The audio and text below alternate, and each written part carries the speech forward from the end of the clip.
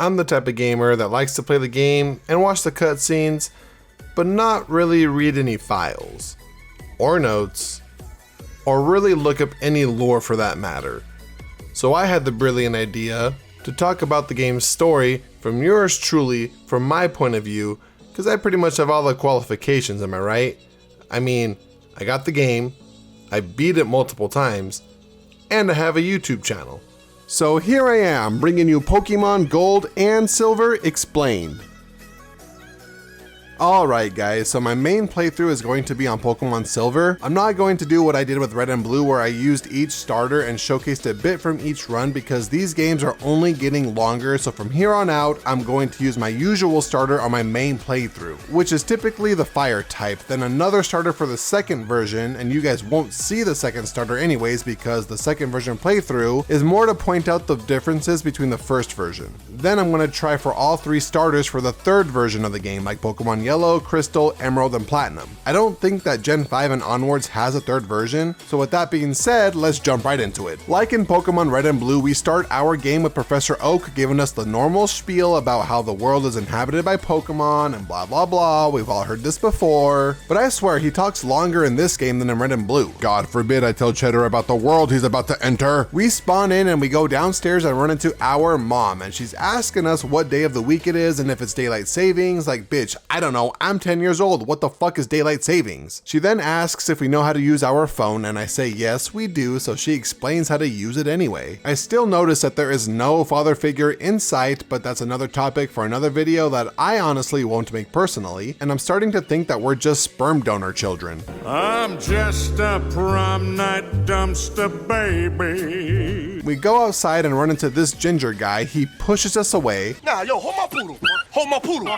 Hey, yo, what's up? Y'all got a problem? Y'all want some of this? You want some of this, punk? What? What, boy, what? So I go into the building that he's looking into. It turns out that this is the professor from the region. So I'm not too sure why they had Oak at the beginning, but you know, okay, cool. This professor's name is Professor Elm, and I don't bother to tell him about the peeping Tom outside his lab because I am selfish and I want my own starter Pokemon. So I go up and pick our starter Pokemon like in the first game. Like I said, it's always the fire type, so we go with Cyndaquil, who I nicknamed Firemane because I'm god awful with nicknames. If you guys have any ideas for Gen 3 Pokemon, comment them down below and I'll take them into consideration. 99% of them are probably going to be better than what I could think of. The professor gives us his number. You used to call me on my cell phone.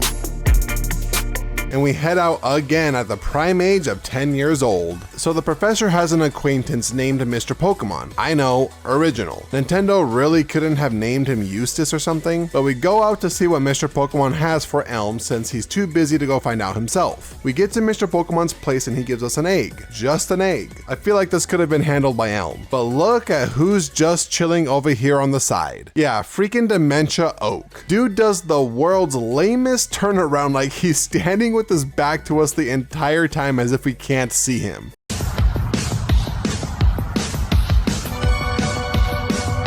Then he just turns around and you want to know what he does? He's like, yeah, I know Mr. Pokemon, and actually speaking of Pokemon, here's my Pokedex. Maybe you can finish it this time since the last little 10-year-old shit named Cheddar in Red and Blue never finished it.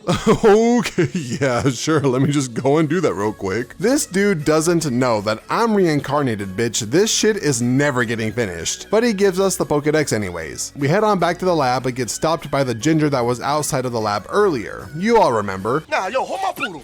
Hold my poodle.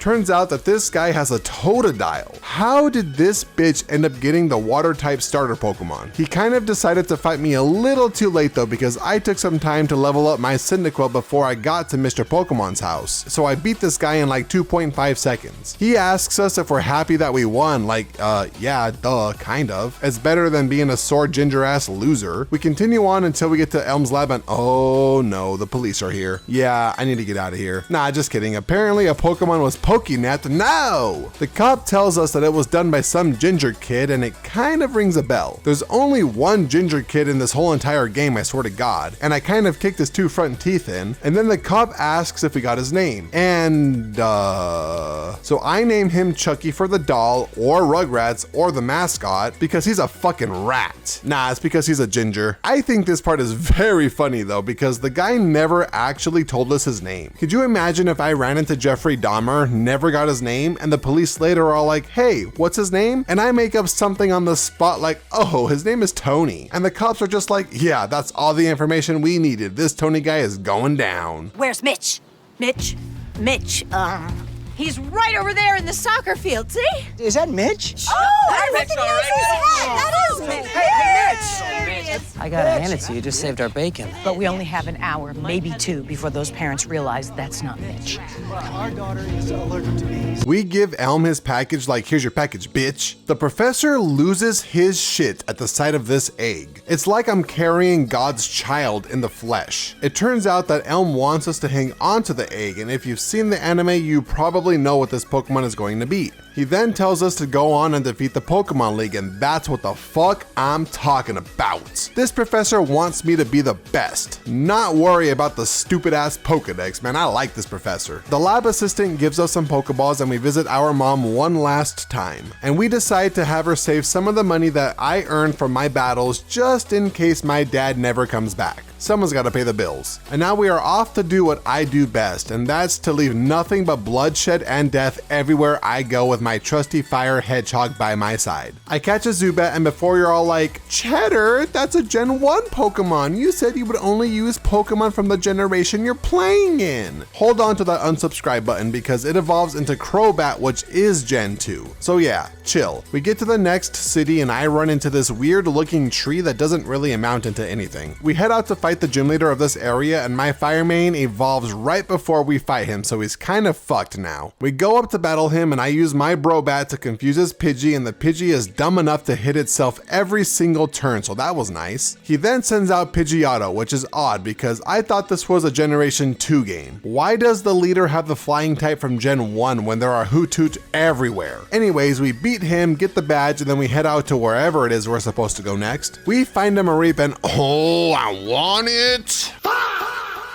We find another one though and catch this one thankfully, so now we have 3 Pokemon on our team. Or I guess 4 if you count the egg, which I don't because if it were up to me, I'd be making some scrambled eggs right now. We get to the next town and we see this Rocket guy just standing here. And we all know that Team Rocket isn't doing shit for charity, so that's a bit odd. We talk to this guy in the town and he says that Team Rocket supposedly disbanded 3 years ago. But I mean, I guess the guy outside of the town didn't get the email. Apparently, Team Rocket is cutting off the tails of Slowpoke and selling them, which sounds kind of fucked up. So old man Jenkins here decides to go in and stop them himself. We go back to the well, go inside the well, and not even 2 steps into this little cave and we find the old timer here. And he says that he took a tumble and he hurt his back. Oh, my back. I threw out my back. Gotta love the old people. So now it's up to us, a child. My Mareep evolves and we stop Team Rocket from hurting Slowpokes. Old man Kurt here tells us that he can make Pokeballs if we bring him apricorns, which I never do. So we continue on to the next gym that's in Kurt's town and it's a bug type gym. So my fire main wipes out everything here. We get to the leader Bugsy and he, or I don't know, she? I can't really tell and the name Bugsy isn't helping. But they send out a Metapod of all things. Metapod, hardened like his. Maximum hardness, Metapod! So that fight lasted a whole 1 move, and then it sends out Kakuna and like, okay, just a yellow Metapod, so once again, the fight lasts like 2 seconds. And lastly, them sends out a Scyther. Once again, no Johto Pokemon at all. What is this game? He puts up a bit more of a fight than the last 2, but it doesn't last long either. So we end up defeating Bugsy pretty easily and they give us the Hive Badge. We're about to leave the city, but then Chucky comes straight out of our nightmares to battle us, and this punk-ass emo, oh, my parents don't love me, overinflated ego shitstick doesn't stand a chance. I no joke beat him without any of my Pokemon dying. He says,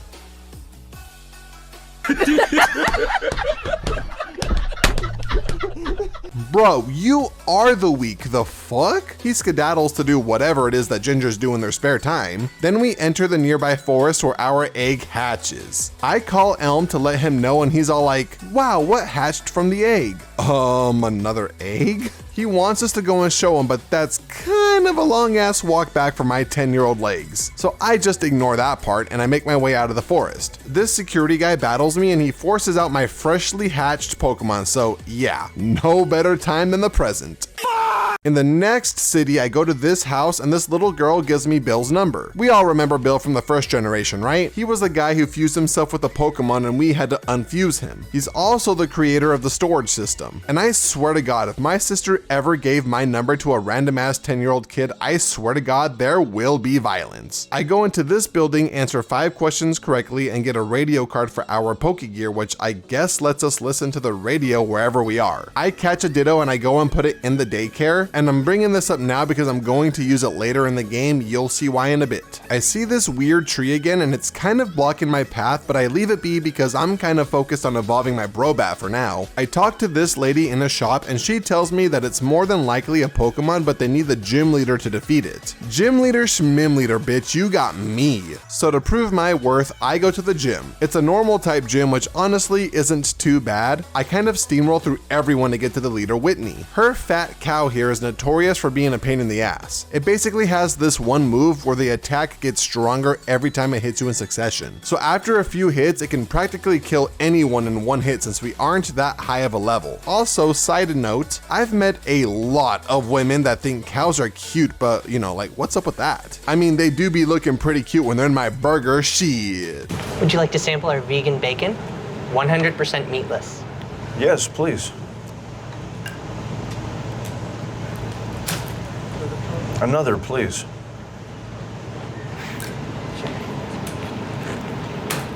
To my surprise though, the Miltank doesn't use that killer move and I win pretty easily. Whitney over here starts crying like a big old baby, which honestly makes sense because that's what I was put on this earth to do. Make children cry. The nearby trainer tells me to talk to her again, so I do. Whitney composes herself and then gives me the gym badge. I go back to the shop and get the squirt bottle from the lady since I beat the gym leader. I spray the tree and sure as shit, it's a Pokemon. I catch it, although I'll never use it. I swear this thing will not see the light of day. But more importantly, this opens the path to get back to the first gym, which I ignore. You see, the other path leads to the 4th gym. So I go that way, heal up, and then run into Bill at the Pokemon Center. Just, you know, taking up all this time to chit chat like, how about a smoothie? What's in that? Smoothie's a juice drink. We want coffee. He tells us to go visit his house in Goldenrod City, so I backtrack because I need to use him. Not in a sexual way or for money or anything, or well, hold on, maybe. Oh, maybe, who knows? We meet up with Bill again and he gives us an Eevee. So I go to the daycare where I left my Ditto from earlier, I drop off my Eevee, and I basically just wait until the Eevee and Ditto have an egg. So in the meantime, I kind of just continue trying to level up my Brobat. And the 4th gym is perfect because it's a ghost type gym. And my Brobat knows a dark type move, so I have the type advantage. I literally fight just the first guy in the gym and success. My Brobat evolves to a big mouth Brobat. Yeah, success. We get to the 4th gym leader, Morty. You son of a bitch! I'm in! And guess what? More ghost types. So my newly evolved Brobat sweeps his whole team. Seriously, it wasn't even a contest. And it's still really weird that this gym leader has nothing but Gen 1 ghost types when Gen 2 literally introduced Mischievous, which is a new ghost type for this generation. Missed opportunity there. We get the badge and ditch this popsicle stand. Out of this small town, losers. Clarence, you do this every week. My name is Blaze, and I'm done with this one-horse town. And I go back to the daycare and we get an egg. I need one more egg, however, so I leave Eevee and Ditto there still, go back to the 4th gym city, and I try dancing with these girls looking like... Nathan, stop it. This is why you keep getting molested. But it turns out that these women want to battle, and each one has a different Eevee evolution, or Eeveelution, and these 2 new ones are the reason why I'm trying to get eggs. We defeat the sisters and I go back to check to see if I have another egg waiting for me, which I don't. So I walk up and down to basically try and hatch this first Eevee's egg. I get the second Eevee egg while trying to hatch the first one, so now I literally spend the next 5 minutes just going up and down. You hatch eggs in this game by walking with them in your party, so yeah, I gotta get my steps in, okay? But then I get bored, so I do some things in the 4th gym city, including getting the HM Surf. I go to the next city and do nothing. So then I go back to the 4th gym city, I go into this building and hey, look, it's the redhead criminal. He challenges us to a battle and once again, I clap his cheeks so hard that they start to match the color of his hair. He thinks that I won't be able to catch a legendary and then leaves. Oh, okay, like this bitch. I'm gonna remember this for later, just you wait. He just makes me so mad. Are you feeling mad? Yeah. Are you feeling kinda sad too? Yeah. I notice that my egg is close to hatching, so I hop on a bike and I waste all of my time going back and forth until it hatches into an Eevee. Its fate is already determined by me, so I named this one Razzle. My second Eevee eventually hatches, so I named this one Dazzle. So now that I got a little razzle dazzle to my step, it's time to work on evolving them. I walk all the way back to visit mom, withdraw all of the money that she saved for me so I can buy some more items to use on my Eevees. Using items on the Eevees helps with the evolution process. I'm basically a drug addict right now, just call me Roger.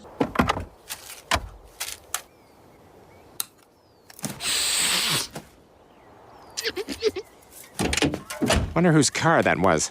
But finally, at level 16, my Razzle evolves into Espeon. And it was important for me to evolve Razzle at 16 because it learns a psychic move at this level. So now it's Dazzle's time to shine. But first, we go to the city with the 6th gym leader. We visit the lighthouse in the area because it seems like it's out of commission for some reason. We get to the tippy top of the lighthouse and the gym leader is here with an Ampharos. Not to be confused with the one in my party, but this one's tummy is Seiko. So we just need to get some medicine for it. And the only place that seems to have medicine is the next city over, but that's only accessible by water, which is a problem since the lighthouse Pokemon is sick. Because, you know, boats and shit not being able to see. But you know, I thought of a great workaround solution. Let's just wait until it's daytime to sail. Or better yet, let's just use electricity to power the lighthouse instead of a Pokemon. What are we, the Flintstones? The gym leader asks us to get the medicine since she can't leave the Pokemon unattended. But I swear to God, she isn't doing anything anyways. She's probably just rubbing its back, I don't know. But instead of surfing over there, I for some reason decide to go the opposite direction to go and catch this shiny Gyarados. And a shiny Pokemon is a different color than normal. For example, Gyarados is usually blue, but this one is red. They're actually pretty rare. Well, I mean, except for this one because it's always here in Gen 2. But anyways, I catch it and now I have a more reliable Pokemon to use Surf. After we catch it, however, Lance, remember Lance, the champion of Gen 1 before our rival came through? He tells us that the Magikarp in this lake are being forced to evolve by Team Rocket. This starts a little side quest. So I'm sorry Lighthouse Pokemon and all of those boats, but you're gonna have to wait a little bit longer.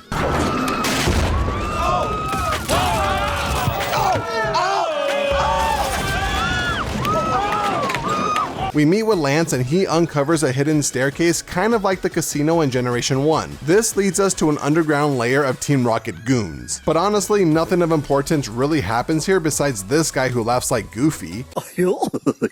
Then our rival coming out of nowhere, but you know, not to help us or anything, no. Instead, he tells us that he got his ass handed to him by Lance. So, you know, I guess I own one booty cheek and Lance owns the other. This guy might as well get our names tatted on each of them. Then he says that he doesn't have time for the likes of us, but hello? You came to talk to me. I don't even know where you came from. So no battle this time, he just leaves. I guess one ass kicking was enough apparently. The leader of Team Rocket now is so lame that he doesn't even get a name. So we defeat him and then we go and kill all of the Electrode here that are powering this device, effectively stopping Team Rocket's plan of forcing Magikarp to evolve. But I don't really know what's stopping Team Rocket from just replacing the Electrode with more Electrode. I guess that thought never occurred to them. But Lance gives us the HM Whirlpool, thanks us, and then leaves. And now we can finally go and help that Pokemon in the lighthouse. Nah, just kidding. I guess I decided to go ahead and take on the gym that's also in this city. Bro, that Pokemon is never getting its medicine. But to be fair, it's not my fault that you guys put all of your faith in a power-hungry 10-year-old child. Come on now, where are all of the adults in the game? I swear to God, they're useless. But while fighting this gym, I actually get my own Ampharos, so I'm pretty stoked about the fact that I can now have my very own lighthouse. I'm gonna be navigating boats and shit like... Keep going! You're good! You're good! You're good!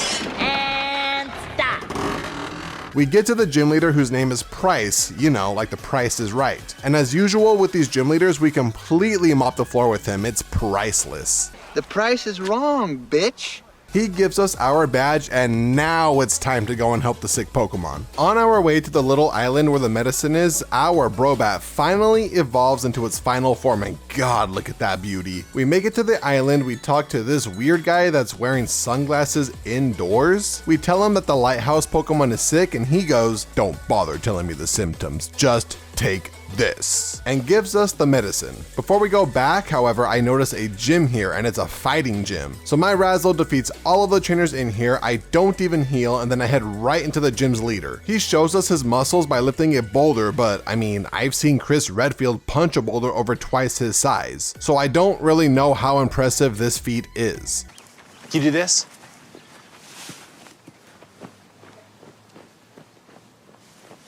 How crass. That gutter snipe is doing push-ups in front of Katie. How does he keep his body so horizontal when he's doing the push-up? Probably because this is a 2D sprite, so I can't really tell how big the boulder is. He asks if we're scared, but like, am I fighting you or am I fighting your Pokemon? His name is Chuck. I heard another rumor that you were bitten by a king cobra. Yeah, I was. But after 5 days of agonizing pain, the cobra died.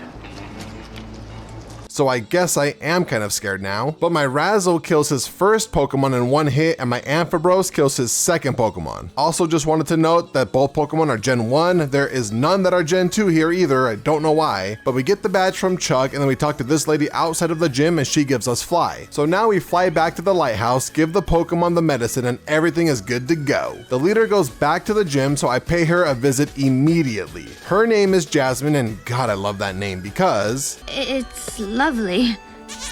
We go through her 2 Gen 1 Pokemon pretty easily, but holy shit, she has a Steelix. And this thing is clapping me. It kills damn near all of my guys, so I throw a Hail Mary with my shiny Gyarados that I've never used in battle before, and it actually works. We get our badge and then we leave. We get a call from Elm telling us to check out the radio tower because the broadcasts have been a bit wonky. So I fly over to the city, go into the radio tower, and my favorite gangsters are here. What's up, guys? We go up to the top floor to talk to the director and gasp. It's not the director. It's an imposter director. It's the same nameless executive that we beat in the underground layer, so we beat him again, and he says that they kidnapped the director and put him in an underground tunnel, and then gives us the key for said tunnel for some reason. It's a bold strategy, Cotton. Let's see if it pays off for him. I still think it's odd that when you beat a villain in Pokemon, they just tell you their entire plan. Weird, but we use the key, and sure enough, it opens up the door, and our rival is already here. Why are you not helping? I swear to God, this man might work for Team Rocket or something. He's in all of the hideouts and he literally stole a Pokemon. So he challenges us to another battle, and gee, I wonder how this is gonna go. That's how you know you fucked up. Wow, who would have guessed? He starts to have an existential crisis and is all like, damn, maybe I am an asshole. Some real character growth for a 10-year-old, you know? Actually, I don't know how old he is. I'm just assuming he's 10. Our Fire main evolves while down here, so we're almost at full power. I have one more Pokemon that I'm planning on adding, but that's a secret. I can't tell you guys just yet. We find the director. He's like, oh my God, my 10-year-old hero. Thank God you're here, and quite literally 0 adults care enough to do anything around here. And then he gives us a key card and we go back to the radio tower. I guess the fear in this whole situation is that Team Rocket is going to try to control Pokemon with radio signals, kind of like how Plankton did. So we use the key card to get to the upper floors, and once we clear out the building of Team Rocket, the director comes in and gives us a silver wing. And I bet you're all wondering what that does, huh? Quite literally nothing. It has no effect in the game. So, you know, thanks, director. Dude is probably loaded, and instead of money or something, he gives us a wing that he doesn't even know what to do with. He's just like, oh, here you go, 10-year-old, solve this mystery, if there even is a mystery to be solved. Who knows? And this is one of the first differences in the game. If you're playing Pokemon Gold, you get a rainbow wing, which sounds a lot cooler. So I ignore the wing for now and move on to the last city in the region. I'm actually kind of focused on evolving my Dazzle right now. I bet you all forgot about him, huh? Well, guess what? I did too. So I'm just going through trainers, leveling up my Eevee here until it's finally ready to evolve. But I can't evolve it just yet. We actually need it to be nighttime for it to evolve. So with the power of YouTube, it is now nighttime. So I level up my Dazzle, it learns Bite, which is a dark type move, and that is perfect. So it evolves, and there we go, almost a full squad.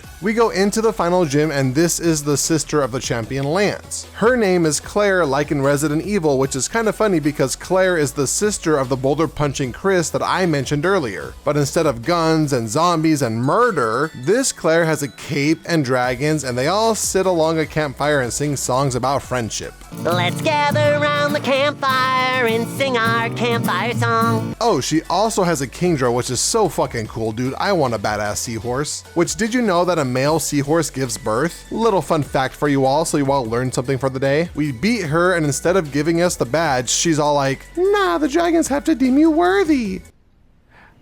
What the does that mean, Kobe Bryant? So we go behind the gym into a weird secluded lake with a house in the middle of it, right? But instead of going inside of the house, we just go right past it. We find an item, and then Claire for some reason deems this worthy. Like, oh hey, you beat me and all, but you aren't worthy until you go and swim around this house and find an item. Make that make sense. She finally gives us the badge, so now we are ready for the Pokemon League. We stop by Elm's place really quick, and he gives us a Master Ball. I celebrate by staring at this lady. Then I stock up on Ultra Balls, and that's because we're gonna do something crazy. Remember, I have room for one more Pokemon in my squad. We fly over to the island where we got the medicine for the lighthouse Pokemon, and there are 4 little unmanned caves around here, right? They're all connected below. So I navigate through them in a very specific calculating way. I definitely did not just guess and check for 20 minutes. Are you guys crazy? The end goal here is this guy. Remember the silver wing that the director gave us like 5 minutes ago? Well, I lied to you all. It does do something, and what it does is it makes Lugia spawn here. So we battle this sexy ass underwater submarine bird, and we catch it. So suck on my tiny 10-year-old wiener rival. We did end up catching a legendary, you fire crotch heaven bitch. And oh my god, dude, I'm so bad with nicknames. I just rewatched the first movie, and the girl called her Blastoise Shell Shocker. It looks like I'm a go shell shocker. And I just thought, holy shit, dude, what a good fucking name. Dude, that is top tier. Well, I'm over here like, oh, Big Birdie. Big monster. But now my team is finally complete. This whole moment with Lugia is also a version difference as well. If you're playing Pokemon Gold, you don't have the silver wing, you have the rainbow wing, remember? So instead of coming to the islands, you go back to where the ghost gym leader was. You go into a building and traverse up the building where you would find Ho-Oh instead. We go back home, don't see our mom, and I also didn't really try that hard to find her, and then I leave. I don't know, she's probably dead somewhere. We surf to the right of our house, and this guy tells us to look at our map because we are now in Kanto. That's the region that's in red and blue. So I'm all excited. I love Kanto, so I go and look at my map only to realize I don't have a map. I never got one. I've just been relying purely on my natural, God-given sense of direction. Oh, east? I thought you said west. If it ain't broke, don't break it. So we carry on. Our mom calls us, so I guess she isn't dead in a ditch. So I guess that's promising because we already don't have a dad. At least in Gen 1, I could try to play it off like it's Oak, but in this game, the only male character that I run into frequently enough is the fucking no-named Rocket Executive. So maybe he could be our dad. We get through the little victory road that they have here right before the Elite Four, and our quote-unquote rival comes up and mocks us for thinking about challenging the Elite Four. Bro, I swear to God, my record against this guy is like 6-0. So, laugh at me all you want, and, we battle again, I guess. And like always, I take those criminal cheeks as if I was the justice system, and then we go to the Elite Four, but I think I'm a bit underleveled, so I train for a bit. When I think I'm good to go, I battle the Elite Four only to lose like 10 times in a row. So now I'll go over my winning run. I had to show you guys the struggle before the success. First Elite Four member is Will, and he's a psychic type user, which is pretty much handled by my Dazzle, with some little sprinkles of Fire Main and Amphibros. The second member is Koga, and he was one of the gym leaders in Gen 1. Look at my man, getting promotions and shit, dude, respect. He still sticks to primarily poison types, so my Razzle pretty much owns this fight with a cameo from Fire Main. The third battle is against Bruno. We don't talk about Bruno.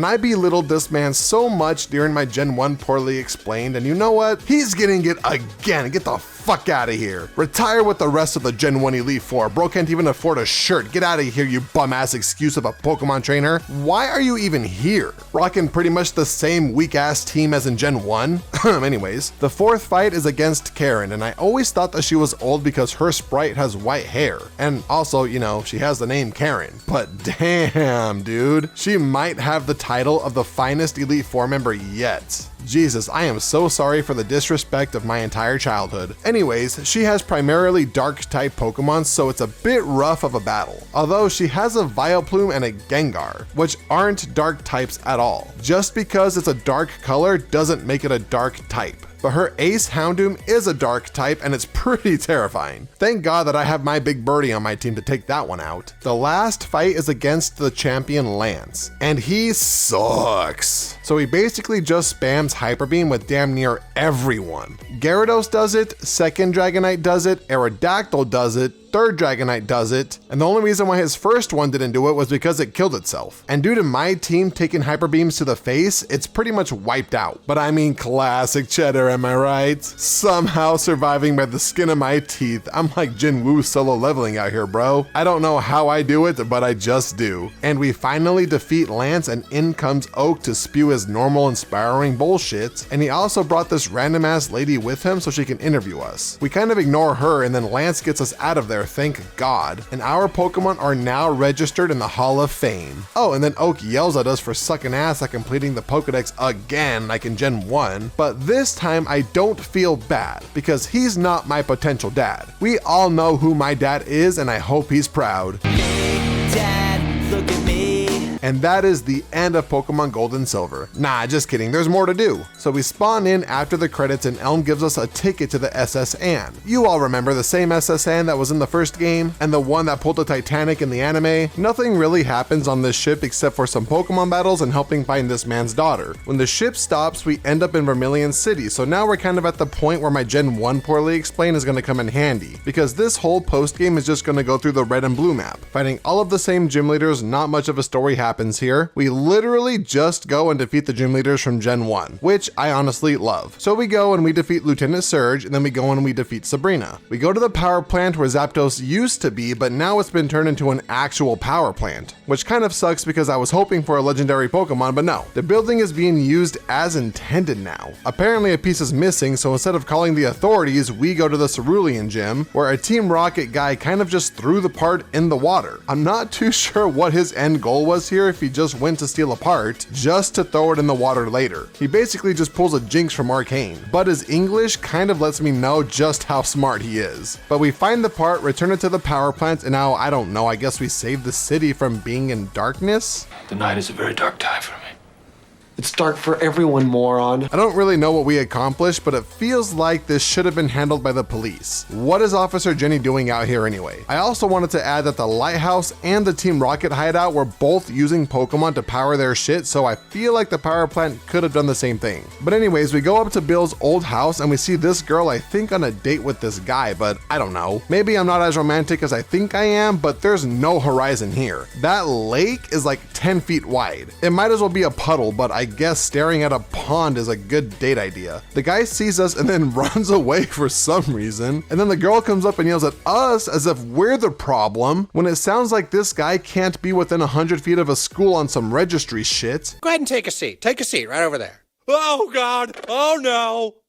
What are you doing here? I'm just being stupid, I guess. She sees our blang blang and remembers that she's Misty, the gym leader of the city. So we go to her gym and then we beat her after ruining her dates. We're just out here ruining lives. And then we move on to Celadon City and defeat Erica again. We get to Lavender City where the old Pokemon Cemetery Tower was, and now it's been turned into a radio tower station or something. I don't know, I'm sure the building isn't haunted at all for this change in direction. You're being let go, your department's being downsized, you're part of an outplacement. We're going in a different direction, we're not picking up your option, take your pick.